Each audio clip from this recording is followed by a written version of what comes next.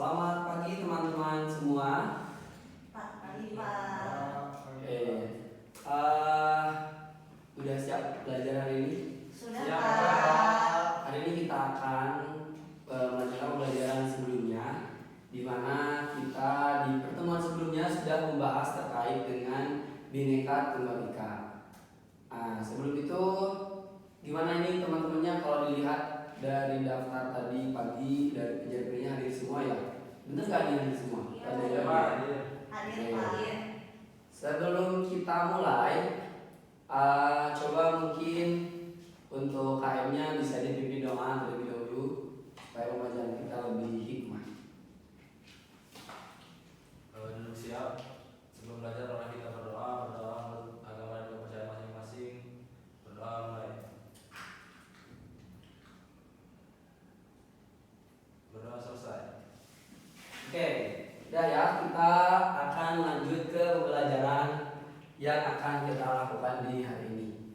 Ya, hari ini kita akan melanjutkan pembahasan yang kita sudah bahas pertemuan sebelumnya.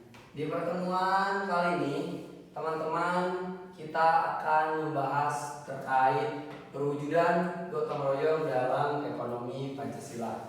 Ini adalah materi kita dan ada kelas kita.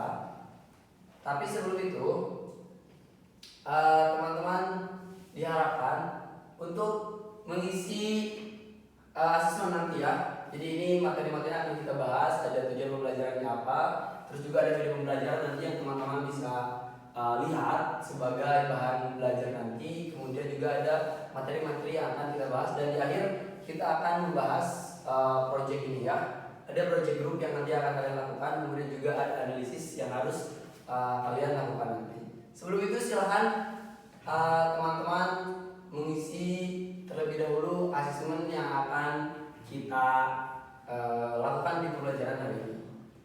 Silahkan boleh di scan karena handphonenya bisa digunakan.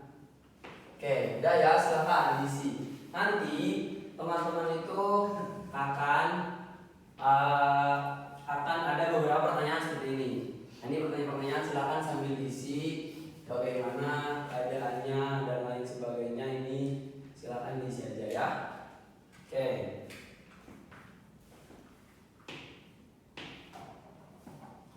Udah selesai? Sudah Pak. Kita lihat ya di sini keadaannya bagaimana, apa yang menjadi perasaan kalian hari ini. Karena tadi kan ada pertanyaan seputar suasana kalian dan lain sebagainya.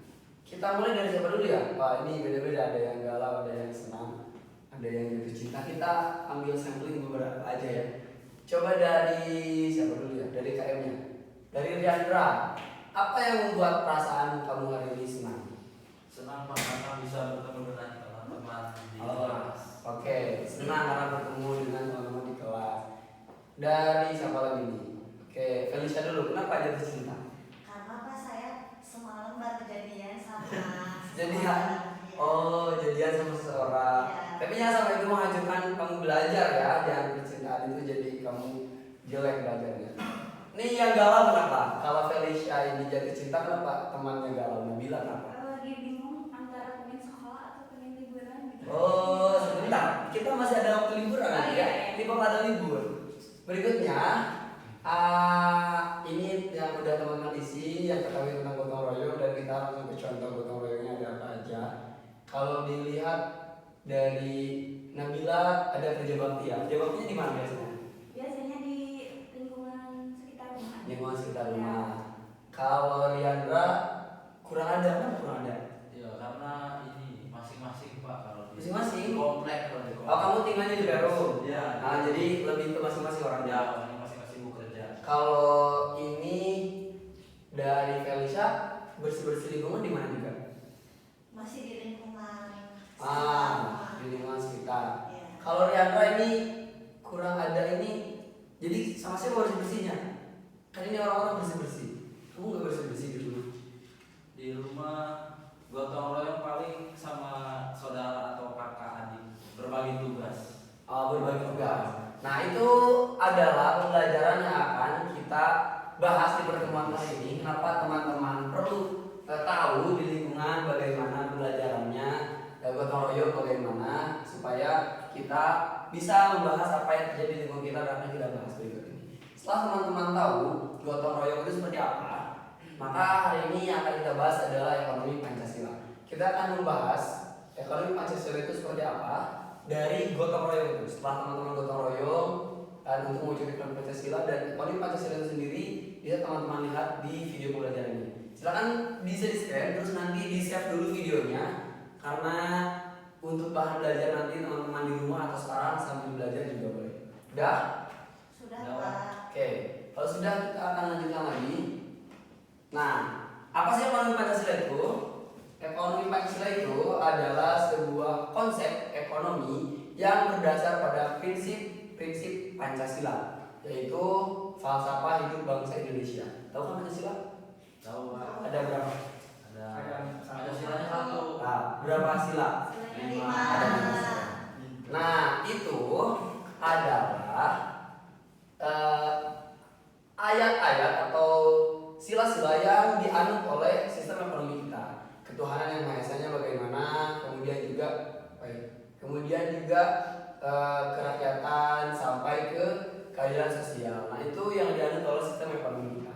Kemudian berikutnya, sistem ekonomi Pancasila itu adalah sebuah cara atau metode untuk mengorganisasi seluruh kegiatan ekonomi. Ekonomi itu apa sih?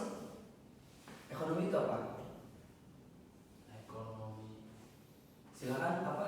Kalau menurut saya ekonomi itu ini Pak, mencakup tentang semua hal yang berkaitan dengan supply and demand. Oh, supaya yang dimana bahasanya tinggi sekali ya tentang untuk teman kita sekalian.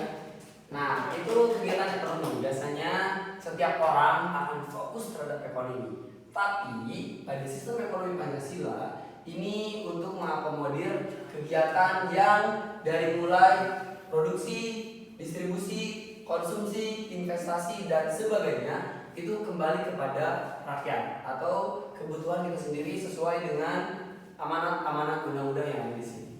Oke, selanjutnya adalah sistem ekonomi Pancasila. Ini beberapa definisi, bisa tolong dibacakan sama siapa ya? Sama Eki baca coba. Ya, baik, terima kasih Pak. Jadi menurut Sri Edi Suarsono, sistem ekonomi Pancasila dapat dijelaskan sebagai sistem ekonomi yang berwawasan sila-sila Pancasila, yaitu sebagai berikut. Yang pertama, ketuhanan yang Maha Esa, dalam arti etika dan moral agama tidak berdasarkan materialisme. Kemudian yang kedua, kemanusiaan, dalam arti perekonomian yang humanistik, adil dan beradab, dan tidak mengenal pemerasan dan pemisahan. Oke, terima kasih, tepuk tangan untuk teman kita. Nah, jadi ada beberapa hal yang poin pertamanya itu yang humanistik ya. Humanistik ini bagaimana dia berfokus kepada sisi humannya, sisi kemanusiaannya. Kemudian juga harus adil dan beradab. Kemudian juga tidak mengenal pemerasan dan pemisahan. Ketika manusia berusaha untuk memenangkan keuntungan, maka dia kebanyakan menghalalkan segala cara. Tetapi kalau sistem ekonomi Pancasila ini kita berfokus kepada poin-poin ini, sehingga kita lebih memanusiakan manusia seperti itu. Kemudian juga yang berikutnya ada penjelasan lain terkait dengan kesejahteraan yang berkeadilan. Boleh dibacakan poin-poinnya sama Nabila. Menurut Yudi Latif, pembangunan tata kesejahteraan harus mampu merespon 4 sasaran utama pembangunan material teknologikal. Ya. Nah, pertama, memperjuangkan politik anggaran yang berpihak pada kesejahteraan umum. Kedua, Terus? mengembangkan jiwa kooperatif dalam dunia usaha serta mewujudkan sistem kooperatif model Indonesia. Ketiga, melembagakan sistem penguasaan negara atas kekayaan bersama. Kemudian yang terakhir, memajukan kemandirian atau kedaulatan dan memakmurkan ekonomi melalui penguasaan dan pengembangan teknologi. Ya. Beberapa poin menurut Yudi Latif. Yang pertama adalah memperjuangkan politik anggaran. Politik anggaran ini satu hal yang penting yang di negara. Sebelumnya juga kita sudah belajar tentang NKRI bagaimana beberapa hal-hal ini. Kemudian juga harus kooperatif antara pelaku usaha dengan pasar usahanya, harus mampu kooperatif. Kemudian juga mengembangkan sistem penugasan negara Kemudian juga harus ada kemandirian atau kedaulatan dan kemakmuran ekonomi melalui penggunaan teknologi. Jadi jangan sampai kita di era teknologi pintar, tapi kita kalah pintar jadi ekonomi kita ikutan kalah. Kemudian juga berikutnya yang akan kita pelajari itu adalah bagaimana teman-teman bisa membedakan apa yang disebut dengan ekonomi liberal, kemudian juga apa yang disebut dengan ekonomi Pancasila. Sesuai dengan tujuan pembelajaran kita harus mampu mendeskripsikan bahwa ekonomi Pancasila ini adalah keadilan yang inklusif dari beberapa aspek. Ya, jadi nanti teman-teman silakan isi kolom-kolom ini aspeknya apa, ekonomi Pancasila bagaimana, ekonomi liberal bagaimana, sampai semuanya minimal 5. Paham? Waktunya berapa menit? 1 menit cukup? Oke Pak. Cukup 1 menit? Enggak lah ya. Oke, 10 menit silahkan dikerjakan. Dimulai dari sekarang. Sudah selesai? Udah Pak. Sudah Pak. Oke, mungkin bisa dipaparkan hasil masing-masingnya dari mulai Felicia dulu. Aspeknya apa? Aspeknya peran pemerintah Pak. Peran pemerintah. Bagaimana di ekonomi Pancasila? Dari ekonomi liberalnya terlebih dahulu, di mana Ya. di sini peran pemerintah itu minim. Ini. Pemerintah hanya campur tangan untuk menjaga aturan pasar dan juga keamanan. Sedangkan dalam aspek ekonomi Pancasilanya aktif Pak. Jadi pemerintah itu memiliki peran penting dalam mengatur dan juga mengawasi ekonomi untuk mencapai keadilan sosial dan kesejahteraan bersama. Oke. Terima kasih Felicia. Dari segi government-nya atau pemerintah, ekonomi Pancasila itu lebih aktif karena memang sesuai dengan undang-undang yang menyangkut hajat banyak adalah tugas pemerintah. Kalau di ekonomi liberal itu minim. Ekonomi liberal itu ekonomi yang bebas ya, yang sudah teman-teman tahu sebelumnya. Kita lanjut dari Nabila gimana? Salah satu aja. Aspeknya sistem distribusi. Nah, Distribusi. diawali dengan ekonomi liberal. Di sini tergantung pada mekanisme pasar untuk mendistribusikan sumber daya dan kekayaan. Terus kalau dilihat dari ekonomi Pancasila, sistem distribusinya itu mengutamakan distribusi yang adil dan merata melalui program-program sosial dan kebijakan redistribusi. Oke, jadi kalau dari segi distribusinya, distribusi itu kan kayak penyaluran bagaimana. Kalau di liberal itu lebih ke tergantung pasar itu sendiri. Pasar itu bukan cuma pasar tradisional ya, bukan hanya kalau kita naik angkot atau pasar enggak, tapi pasar itu tempat penjualannya. Jadi kalau dari distribusinya tergantung di pasar. Bagaimana apa yang dibutuhkan pasar, tapi kalau dari ekonomi Pancasila apa yang dibutuhkan oleh orang-orang atau sosial. Satu lagi deh dari Fiandra, aspeknya apa? Aspeknya ini kebebasan individu. Kebebasan. Gimana perbedaannya? Kalau ekonomi Pancasila itu ini dibatasi oleh kepentingan kolektif jadi bersama. Kalau liberal itu ditekankan ini kebebasan individu untuk berusaha dan memperoleh keuntungan sebesar-besar. Nah, ini bagus ya dari Riandra itu lebih spesifik lagi. Ketika kebutuhan dari orang-orang, kalau dalam ekonomi liberal itu lebih ke individu. Individu itu apa? Masing-masing. Kalau kolektif itu lebih ke Sama-sama. pengelompokan atau kepentingan semua orang. Tadi ini sosial, kalau ini udah tergantung pasar. Jadi ini lebih ke hanya kepentingan mereka saja. Nah, ini bukti bahwasannya ekonomi Pancasila ini adalah sebuah prinsip keadilan yang inklusif. Jadi kita bisa dikatakan adil ketika ekonomi Pancasilanya itu memang dilakukan di negara kita. Ya, teman-teman, selain daripada aspek-aspek yang ini, ekonomi Pancasila juga bukan hanya berbicara tentang pendapatan, tetapi juga bagaimana apa yang dilakukan pemerintah, seperti apa tadi yang dijelaskan oleh Felicia, bagaimana pemerintah berperan aktif dalam ekonomi Pancasila ini untuk kebutuhan hajat banyak. Misalnya, pemerintah itu punya badan usaha atau pemerintah itu punya kementerian-kementerian membangun misalnya jalan, jembatan, membangun usaha, membangun perusahaan dan sebagainya. Itu kepentingan sosial dan kolektif, bukan hanya kepentingan pasar dan individu. Jelas ya? Jelas. Oke, itu udah cukup jelas banget. Sekarang kita akan lanjutkan lagi dalam sesi yang terakhir adalah pembagian kelompok untuk teman-teman. Tadi di awal sudah saya jelaskan bahwasanya kita akan ada proyek di kelas dan proyek itu akan berbasis kelompok. Hari ini kita akan bagi ke dalam 6 kelompok. Ini anggotanya udah lengkap semua. Kelas kita ada 18 orang. Ini udah jelas 18 orang ya. Kita akan bagi ke dalam 6 kelompok. Kita lihat siapa yang akan mendapatkan bagiannya, siapa dan gimana. Ini semuanya teman-teman, kan ya, nggak ada yang selek, nggak ada sirkel-sirkelan, jadi harusnya aman. Ya, ini ada 6 kelompok. Kalau kita lihat dari tadi yang aktif, Felicia ada di kelompok 1, kemudian juga Riandra ada di kelompok 2, kemudian juga Nabila ada di mana ya? Nah, ada di kelompok 3. Kemudian juga ini Eki Laksono di kelompok 5 ya. Jadi udah terpisah. Itu adalah kelompok-kelompok teman-teman, ini harus diingat, dicatat baik-baik kelompok buat nanti proyeknya. Silahkan diingat-ingat atau boleh di foto tadi. Udah? Oke, kalau udah, apa sih sebenarnya yang harus kalian lakukan di proyek kali ini? Yang harus kalian bahas di proyek kali ini adalah beberapa contoh-contoh dari BUMN dari ekonomi Pancasila yang ada di negara kita, lembaga-lembaga yang sering banyak kita temui. Nah, kita balik dari awal, dari akhir, dari kelompok yang paling ujung. Kelompok 6 akan membahas koperasi.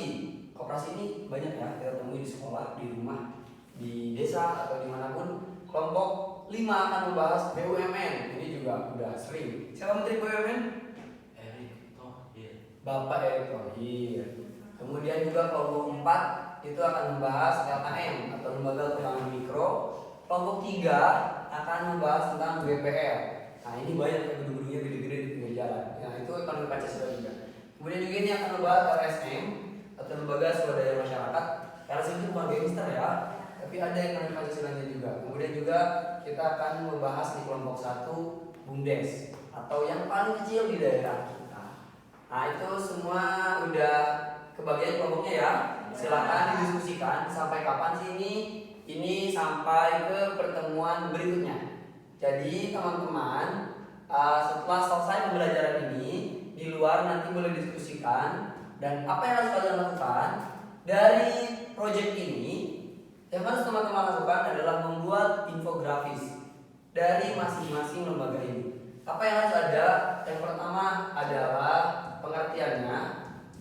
Pengertiannya apa sih masing-masing badan usaha ini atau masing-masing ekonomi Pancasila ini. Kemudian juga bagaimana strukturnya atau pelaksanaannya.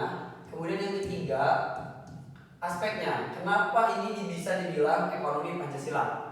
Apakah karena ini berkeadilan sosial atau apakah karena keuntungannya untuk kolektif atau apa? Ya, udah jelas ya? Jelas, Pak. Jadi itu yang harus nanti kalian lakukan. Jika ada pertanyaan, silakan. Ada pertanyaan tidak? Kalau tidak, kita akan lanjutkan nanti ke refleksi sebelum berakhir. Oke, materi kita sampai itu aja. Udah cukup ternyata. Yang akan kita lakukan hari ini adalah membahas seputar pembelajaran kita yang hari ini. Ya, tadi kan ada yang galau di awal, ada yang jatuh cinta juga, ada yang apa ya, ada yang senang juga. Setelah pembelajaran ini apakah menyenangkan atau tidak?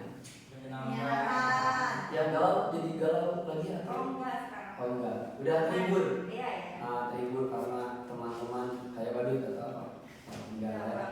Kemudian setelah belajar ini apakah kalian ada pemahaman baru nggak? Ada. Apa? Jadi kalau saya jadi tahu perbedaan antara ekonomi Pancasila dan ekonomi liberal. Sudah Ada lagi? Ada lagi atau sama semua sepakat? Sepakat, Pak. Mungkin ada yang baru. Apa? Yang lebih sama. Kalau lebih sama. Iya. Berarti ada lebihnya juga. Nah, karena kan yang lebih. Ada yang harus kita tingkatkan jadi pembelajaran. Atau harus ditingkatkan konsistensinya, kita harus kayak gini terus pembelajarannya, misalnya